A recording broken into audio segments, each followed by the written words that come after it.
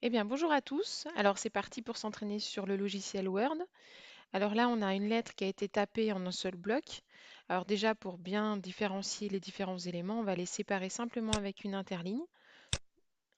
Alors, pour séparer les adresses destinataire, expéditeur, les références, les objets, la ville, le corps de texte et la signature.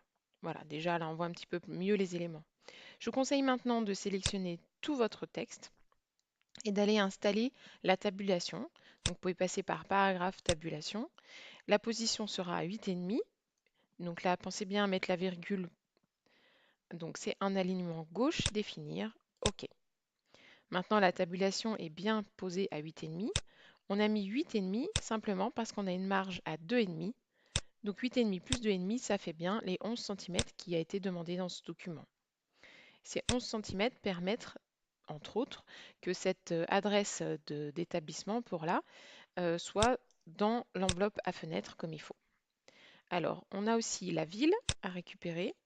On va mettre en face de l'objet.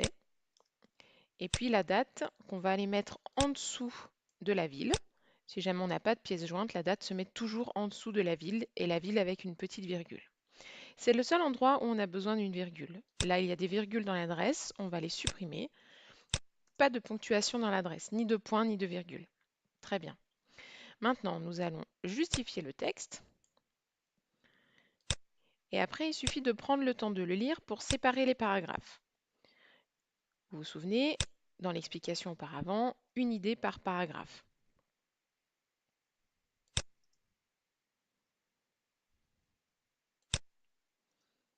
Je vous laisserai lire, donc il y a bien l'introduction, le développement, la conclusion dans ce courrier.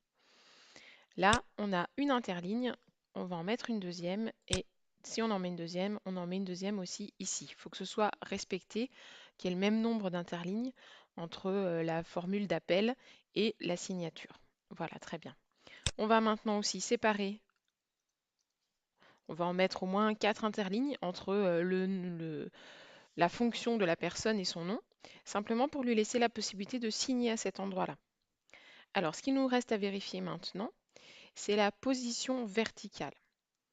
Alors, la position verticale, je la trouve en bas à droite, ici. Si elle n'est pas affichée sur votre écran, il faut cliquer droit et l'installer. Voilà. Une fois que c'est coché, c'est installé. Donc là, mon objet est à 8,1 cm. Et ce que je veux, moi, c'est qu'il soit à 10 cm. Et je dois vérifier aussi que mon établissement, là, soit bien à 5 cm. Pour le moment, il est à 4,5, donc je vais le descendre un petit peu. Là, il est pile à 5, c'est parfait. Et l'objet, maintenant, si je me mets donc devant l'objet, il est à 8,5. Donc on va descendre. Et voilà, cette fois, il est à 10,1. Voilà, là, on voit tout de suite que cette fois, la lettre commerciale est correcte. Pour vérifier une dernière fois, je vous conseille de passer par fichier imprimé pour avoir un aperçu de votre document. Pour bien relire, pensez bien à relire votre texte.